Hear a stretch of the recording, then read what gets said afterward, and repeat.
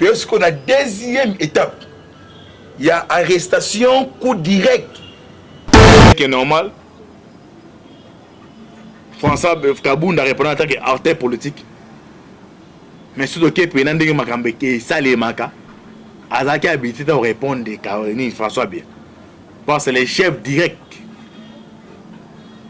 François Béazat, ministre, c'est le conseil spécial en matière de sécurité, chef de l'État. Déjà, c'est que Moussou Ndengazana tia au Koufa, Ningai, Niyoto Eba, et sera Yenati Seketi. Benab Kabilo Batavagane. Et ça, les marabons. Alors, Jean-Marc Kabounda Kabounda, Auguste Kabouye, tous les entourage, il y a IDPS. Baza sous-écouté. Na parti à IDPS. Toza na Kabounda, na Kabouye. Mais Fatih a Betchelo Kwana, ils ont un message à communiquer. Fait sur la caméra, sérieux. Ils ont un cam oyo.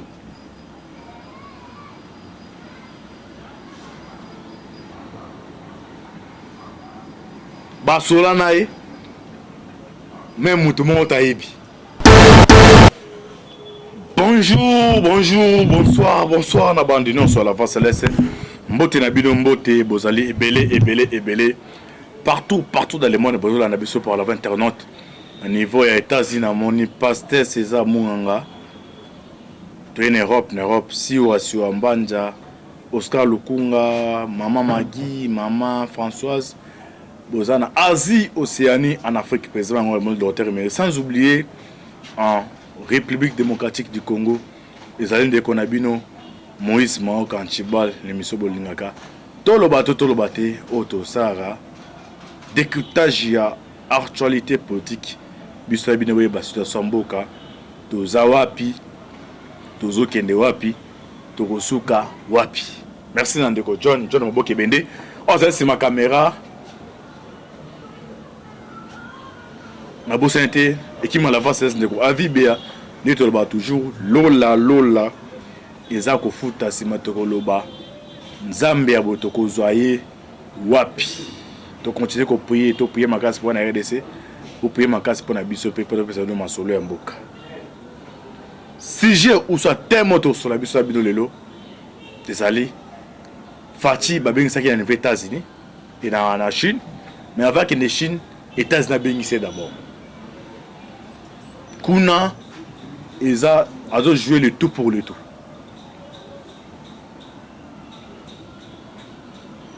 azo kuna d'abord eza makambo etalia renégociation ya code diviné États-Unis bengi pour na PC ba directive ni or la Chine et que c'est passé ndenge nini Chine peut côté na andimi ko négocier melo konine oyo akosenga na fati nito ba toujours na politique ils ont monde d'intérêt est-ce que intérêt à Chine because ali kolo ya ba américain eza ba enjeu eza awa to remet quand même ko ça ba analyse pour na boye ba situation de l'air mais avant to kota na maso na biso nazo linga mingi ko interpeller ba cadre bandeko ya IDPS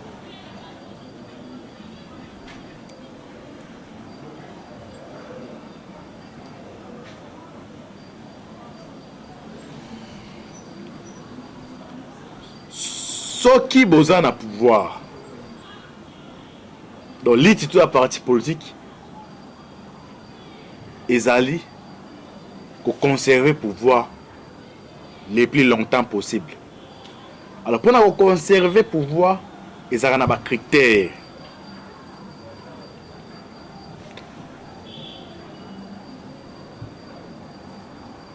Tshisekedi et là que cela qui va mindele ba américain ba payer confiance ils arrivent d'abord lit ya parti naï ya IDPS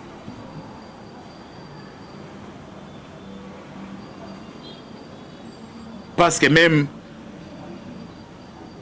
dans le département voilà et bande oluka muto la remplacer Kabila ba bande to ba parti politique Kabila a eu pouvoir na Mindoki donc c'est à l'époque Adim Sasso wana ba soutenir qui voit à Mindoki pour couper sa pouvoir ba comprendre que voix ba bénéficier qui nango mais na 21e siècle oh ils a aussi ba faut changer donner bandimi so ke na voix moko démocratique donc ba pesa muso au pouvoir et en voix moko démocratique donc non maquiller zalate bataki na parti politique ndi ba porter soutien na Félix. Alors façon au ba mindele ba meke ba poni ba travailler na Tshisekedi pona ba travailler na ngonga mulai bino bato olinga zo demanda o bolinga bino bato ede beso bolinga zo demanda ba otala gérance d'abord et à partir naïe c'est monter ba pesi responsabilité batala d'abord parti naïe eza ko tambola ndenge ni aza ko lutter contre les antivaleurs na kati ya parti naïe eza ko leka ndenge ni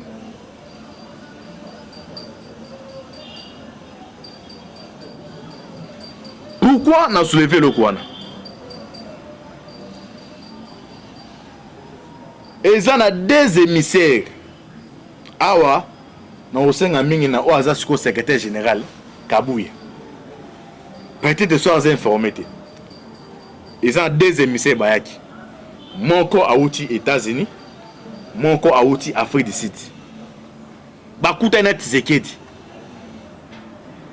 baebisie ndenge voix au parti les autres tamboleama baza ko aider yote oko sutuka na 2023 za surpris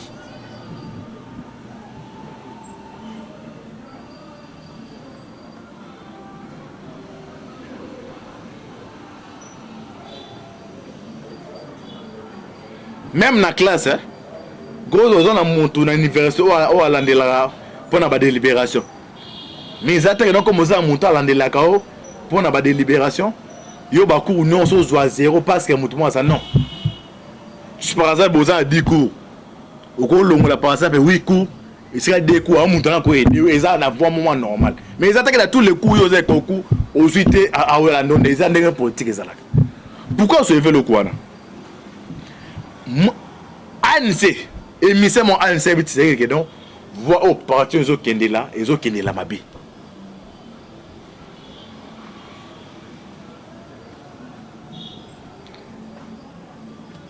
BI bulletin de formation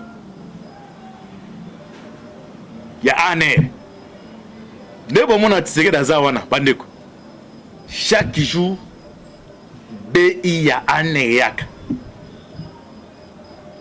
na kata BI awana na ANR ils na directeur ils na agent ye aza spécialement là kolandela ba évolution ba parti politique même biso na média tout ça là oui o baza organiser bito landa bazalaka parce que o ils na ANR mona ANR ils na agent o aza ye uniquement na évolution ba parti politique. Alors, BI, bulletin de formation.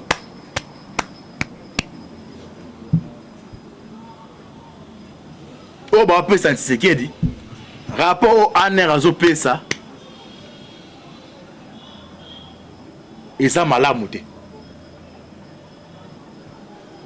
Bah, c'est le moment qui Kabound a répondu à François Biya. François Biya qui na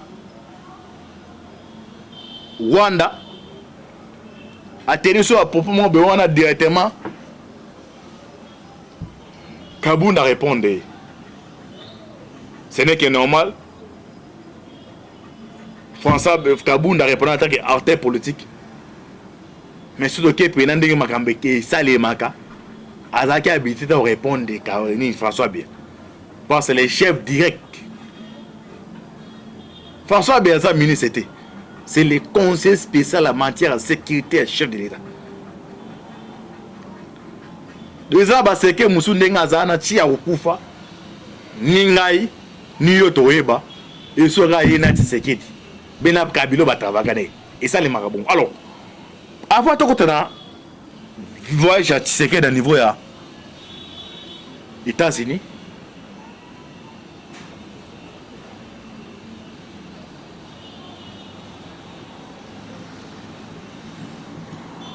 Émissaire américain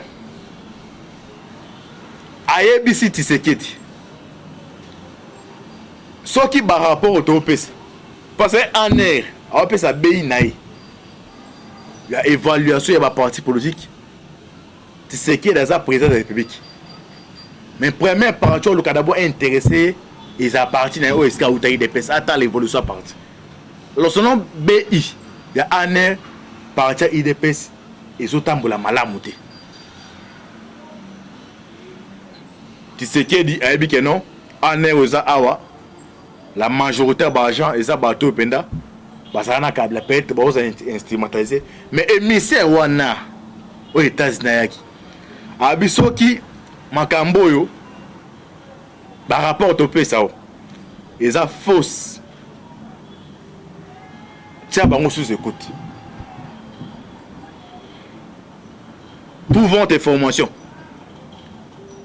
ndenge tos ne dans le bao Jean-Marc Kabunda Auguste Kabouye tous les bao tout bazan entourage wana ya IDPS bazan sous écouter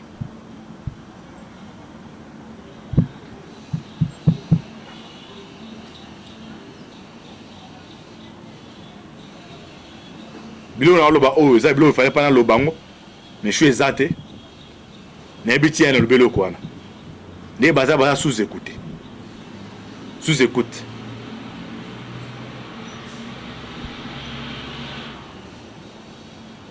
na échange au facha te ko sala na ba notable ya Bunia si c'est Beni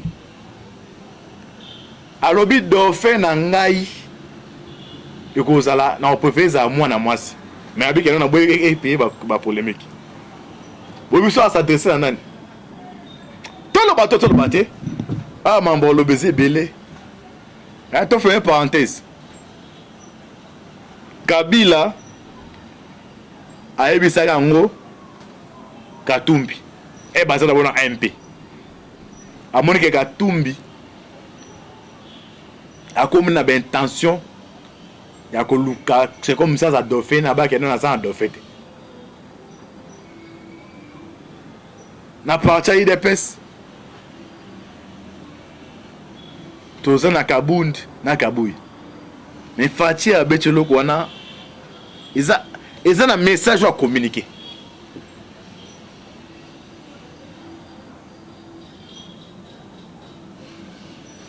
awa oza message na ki ko pesa ngo peut-être ba nimona wana nazala ngote mais na pesa on a voix média pour comprendre na lobanini na lobinini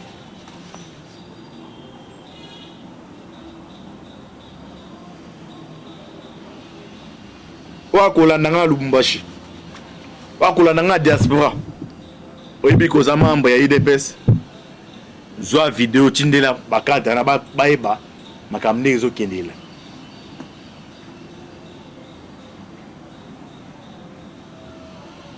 na ferme parenthèse wana na koti siko na dossier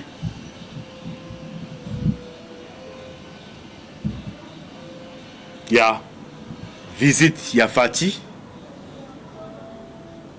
ou invitation batindele na niveau ya États-Unis Chine pas payé invitation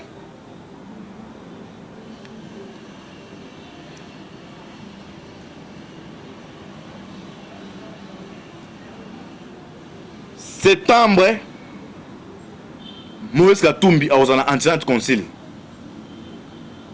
aux États-Unis, a osé invité.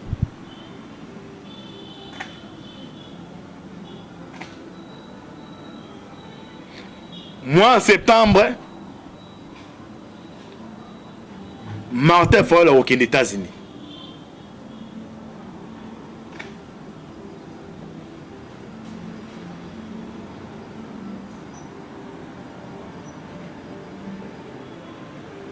N'est-ce pas l'autre fois que non? Non, pour l'année 2023, le candidat potentiel, Bazami Satou. La coalition peut rester combien? Misatou.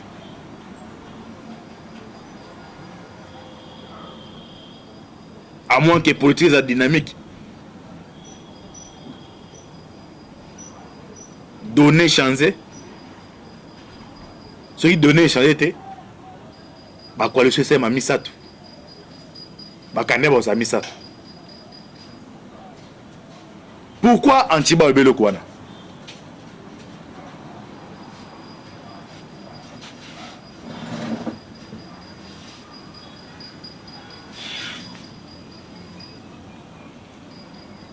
Na interview oyo Christian Soko na Sénat Tshisekedi fait sur la caméra ça sérieux et ça ma cam oyo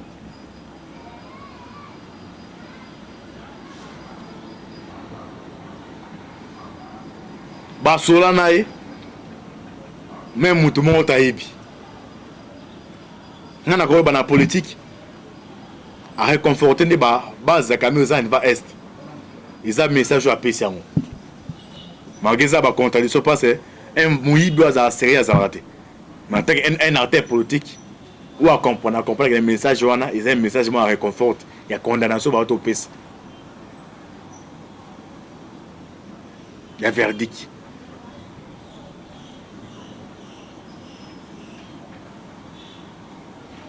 Toi, coalition, ça les mamans de Bandeko.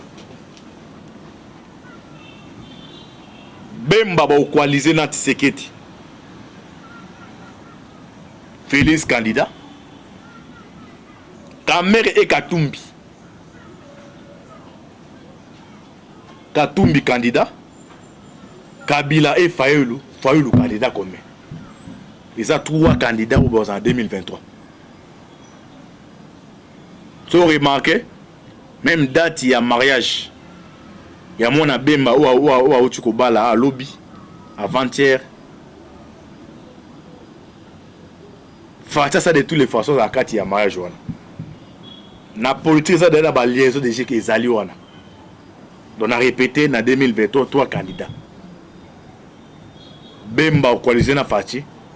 Dans ce cas-là, union sacrée gouvernement union sacrée et aussi une année ba remanier gouvernement. Soit ça m'a le combat au tigre, soit il n'est pas retombé. Parce que Bemba, dès que nous Jean-Pierre Bemba, et on dit m'a porté soutien à Fati, ils ont des conditions pour le cap à 5 ans à Fati. Peut-être quand il y a négociation, à 5 ans primati, ça m'a le combat tombé, une possibilité de se aller. Quand même, il y a une coalition de na Katumbi, Kabila et Fayulu. Alors, tout message qu'on a en septembre, Tshisekedi a Okende, États-Unis. Un de ma capitale est Syrie. Fayulu, Katumbi peut attendre aux États-Unis en septembre. Où les dangers de l'air, mais avantage, parmi les 3 candidats potentiels, Félix, ça dans la chambre, Kamere, dans Katumbi, dans le salon, Fayulu, ça on apporte dans la quotité. Quand il y a un sous forme à l'admission de Joe Biden, dans la admission de Joe Biden, premier Congolais, ou à côté qui banda kala, on a négocié pour attirer les Mutombo Dikembe. Parce que Mutombo Dikembe, avant Biden à présent aux États-Unis, Biden a balé ma casse. Alors, être Biden a comme président, Mouto a accès facile à l'admission de Mutombo Dikembe. Alors, c'est comme amitié, au cas Mutombo Dikembe a 1 milliard, baza balé ma casse, a joué les ponts qu'on a à niveau administration, il y a Joe Biden. Alors, quand tout le monde est au compte, à un niveau à salon. So quand tout passe au bunda ko tangata ni ya chambre. So Fayulu d'être to bakutana na Kabila. Malgré ba de musu ba zone di maté, mo ka zo benga antibal to zaki na jour on so yo zo ba politique. Kabila nenga zawana na kata mutu na ye, na kata makatsa bi ayi bien que non. 18 ans sali na mo oyo. Na 2023 que c'est pas mundé te na pesa na pouvoir jamais. le baron de bazar na bazela ta ba 50 ans ba 60 ans soit Luka a composé donc comment a communiqué comment Luka a composé à mutu alors parmi les 3 candidats potentiels combien de Tshisekedi ba beba déjà en 2020 ba ozo na sauté ah ouais pas Katumbi te pas Katumbi za ennemi géré na ende ba alors les seuls mutu Luka composé Fayulu à compte il y a donné mais c'est yo dans la population c'est ça les ma passage na Kinkati yo dans la population yo mtuka à travailler psychologiquement yo mtuka qui l'élection en 2018 mais eza politique to bossa les kana tout ça de toutes les façons que non en 2023 oyo comme on a toujours la confiance de la population ozala eli au moni Tshisekedi aza na base mais base wana aza pas comme besoin na mbongo bobitumbe za makasi mais yo comme oza en propriété et que rendre vie difficile les alliés moyens financiers on a prêt à financer tout avant on a financé bah sont tout moi les micro za ko ya bandeko biko za ko ya les messages même ça bino bilo voyage ya Kabila à niveau ya nini ya Dubaï era kenda kuna isra kenda remettre somme il y a un prêtre là prêtre on peut gagner mutazo tenter ba négociation awa attends entre Fayulu et Tshisekedi aux États-Unis les mêmes prêtres là kenda Dubaï a juste somme pas Kabila donc à la mingi était awa à moins que tu pries Nzambe mais pour na moi ça dit fait so ka ezate be loi organique ezate au mona et ça mariage moko anonyme et roba comme on a noté mon mona ga langage ya bato la muka ya Fayulu na ya FCC bato la Kabila même langage mais bana beauté alors financier muta financer ba mbo action d'envergure c'est Zanani et Joseph Kabila ce que bitu meza ce que na chiqué sur le plan international on dit c'est qu'il a attendu à niveau ya États-Unis et à comme kuna tu sais qu'il y a des privilèges à ça nango tous les protagonistes au ba oluka bazwa ba bité na bango bilei na wana RDC interlocuteur za valait Tshisekedi parce que langage à Katumbi il a fallu en septembre ils a non Biden soutenir ngai soki nazali les promesses ba pesa o ne tenez ba la karamo na mwasi soki na bali yo na osala boy mais oza ngote mais fait ça na eloko on pesa ba on pendant que kuna tout non c'est ça que jouer na d'abord attaque alter politique na zo assurance est-ce que na bénéficier toujours na soutien ya administration Joe Biden bien zo bénéficier en côté so zo bénéficier nango na zo renégocier code minier États-Unis par na bino par exemple ezala autant la Chine non kuna ye ko pese pour négocier pour non so les a ko jouer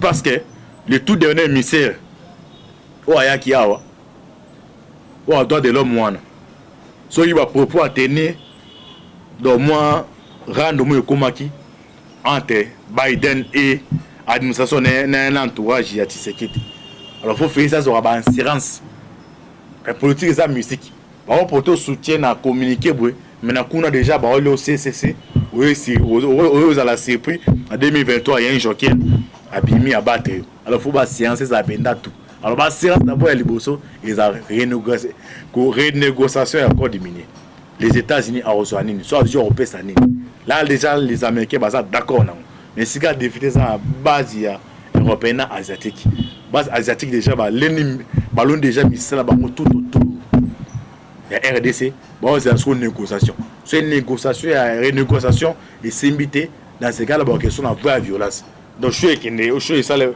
lobo ça les deux hommes sous ba ozo va sous ba qui les até va ngo ya ngwana ba question ba na voir d'abord ya négociation sur les s'imiter ba question la fois ya violence donc Félix era au que les États-Unis il faut qu'il pas na espère que na espère au ba bi ko négocier ba code minier pour ne permettre soutien ça toujours mais à l'époque là on te donne négocier à renégocier qui on sous bien ça qui va ça ce premier ministre et on a parmi par récompense par exemple le Condé bon matabo kita aza d'abord soudan candidat il y a Tshisekedi mais a un peu appuyé par les Américains na rôle où a joué qui et ça qui na tête ya chez Kamine pour montrer les dangers de l'Europe ça na kata beta major on sera batunion so mon roi est toujours au zénith numéro za Zénith to prier makasi pa bitumba mo to tika na bitumba moko o bilo musumu akoloba ezate to prier makasi to yebe sika to oyo toko Zahir to na dossier ya ba d'arrêt alimentaire ebite aboki benda sina na minute natangala ki bino awa document moko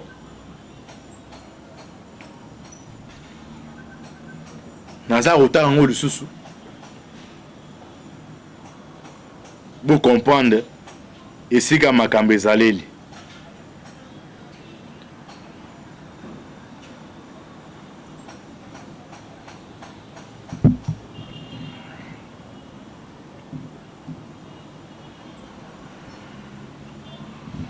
ok.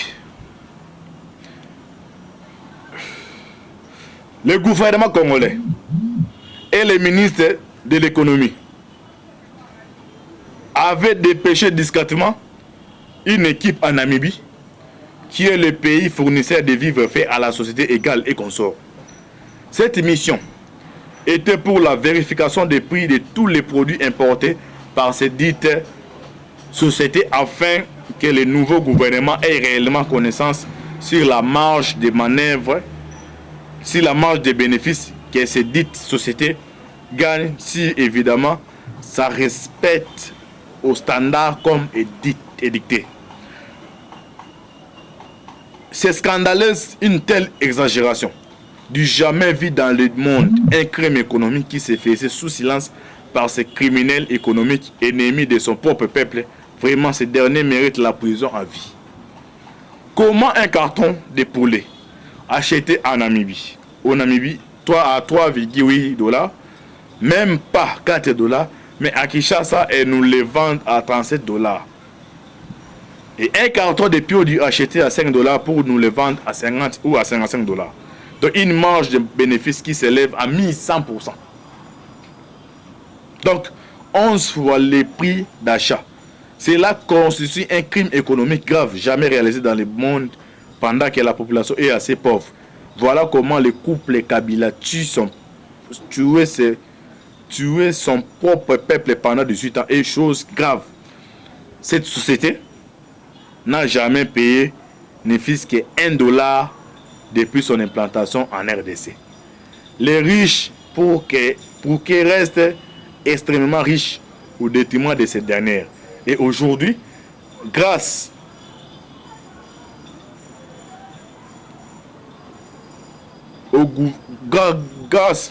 à l'union sacrée, le peuple, donc, et aujourd'hui, grâce à Félix Tshisekedi, c'est dit non, jamais le peuple déjà dominé les vendre encore de vivres faits à un prix 11 fois les prix d'achat, ça doit prendre fin aujourd'hui. Voilà pourquoi le gouvernement, au travers les ministres des tutelles, a fixé un nouveau tableau de tarification où un carton de poulet vendu en 37 $, désormais à 9 $. Un carton de piodu vendu à 55 ou 55 $, désormais ça doit être vendu à 17 $. Donc de 9 $, carton à Soso, 17 $, carton à Thomson. Bitumbe bandi. Ndenge non ça l'émission awa. Équipe musu ezonga Namibie. Na yebate kindokyo ba Congo to komi na oyo. Omono un Congolais. Yemo azobunisa bana yo Congo. L'équipe na ki na Namibie o affect. Peut-être le ministre économie soit informé tene na yeba ke non équipe na ezongi kuna. To ebite ezongi kuna ko keno ko sala ni.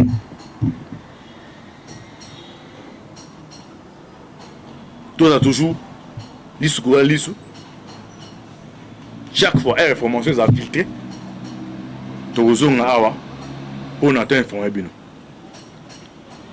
Zambi azana bino. Zambi abatela bino.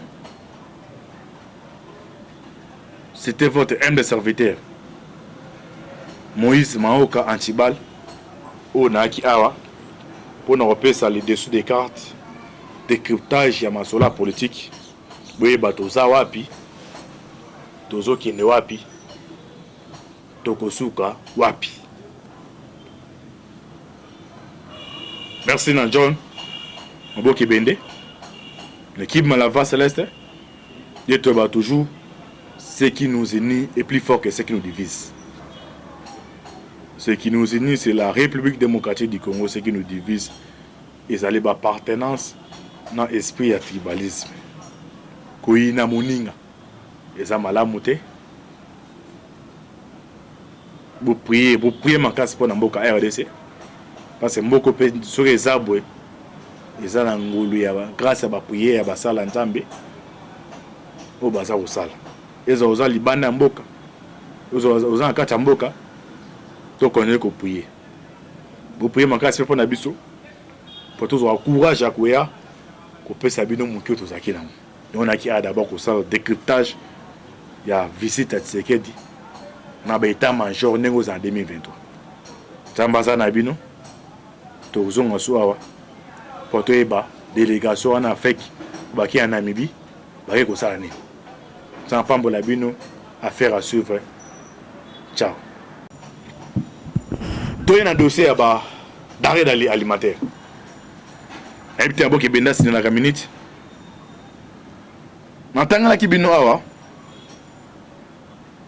Document manko.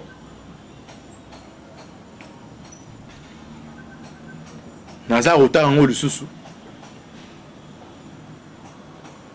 Pour comprendre et si comme makambe zaleli.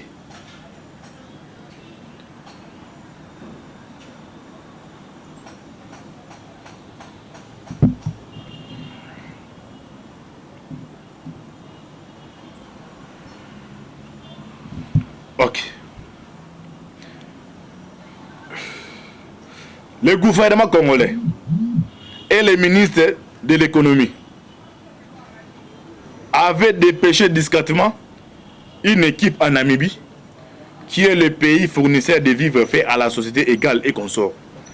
Cette mission était pour la vérification des prix de tous les produits importés par ces dites sociétés afin que le nouveau gouvernement ait réellement connaissance sur la marge de manœuvre, sur la marge de bénéfices que ces dites sociétés gagnent, si évidemment ça respecte aux standards comme édicté. C'est scandaleuse une telle exagération. Du jamais vu dans le monde un crime économique qui se faisait sous silence par ces criminels économiques ennemis de son propre peuple. Vraiment, ces derniers méritent la prison à vie. Comment un carton de poulet acheté en Namibie, au Namibie, à 3,8 $, même pas 4 $, mais à Kinshasa, et nous les vendent à 37 $. Et un carton de produit acheté à 5 $ pour nous le vendre à 50 ou à 55 $. Donc une marge de bénéfice qui s'élève à 1100%. Donc 11 fois les prix d'achat. Cela constitue un crime économique grave jamais réalisé dans le monde pendant que la population est assez pauvre. Voilà comment le couple Kabila tuer son propre peuple pendant 18 ans. Et chose grave, cette société n'a jamais payé ne fût-ce que $1 depuis son implantation en RDC. Les riches, pour qu'ils restent extrêmement riches au détriment de ces dernières. Et aujourd'hui, grâce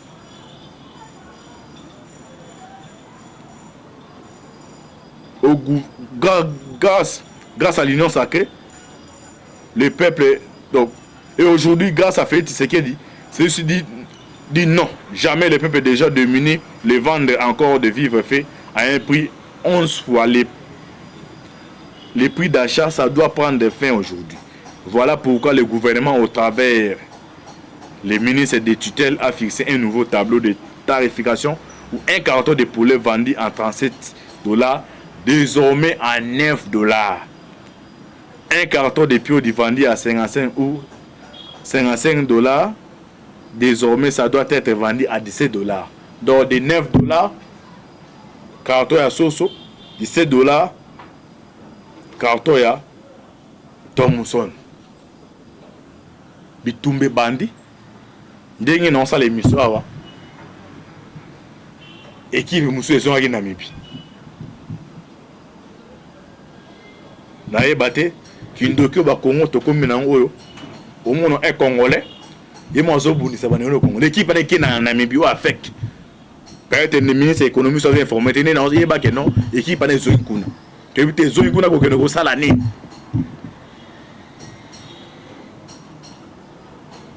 toza toujours lisu kola lisu chaque fois information eza filtré tokozonga awa mpo na to informe bino nzambe aza na bino nzambe abatela bino. C'était votre humble serviteur Moïse Maoka Antibal au Naki Awa pour nous repérer les dessous des cartes décryptage ya masola politique boye batoza wapi tozo kende wapi tokosuka wapi. Merci na John Moboki Bende l'équipe Malava Céleste et toi toujours ce qui nous unit est plus fort que ce qui nous divise. Ce qui nous unit, c'est la République démocratique du Congo. Ce qui nous divise, c'est l'appartenance dans l'esprit à tribalisme. Koina moninga, et malamuté. Vous priez ma casse pour Namboka RDC. Parce que Mboko peut sur les arbres, et ça grâce à la prière, à la salle en Zambé, au bazar au sale. Ezo oza libanda mboka oza na kati ya mboka to connaître ko prier bo prier makasi pe na biso po tozwa courage ya koya ko pesa bino moki tozaki nango on a qui a d'abord ko sala décryptage ya visite à Tshisekedi na ba état major nengo za 2023 tambaza na bino tozonga so awa po to eba délégation en Afrique baki en Namibie ba ko sala nini. Sans pambo la bino, affaire à suivre. Ciao.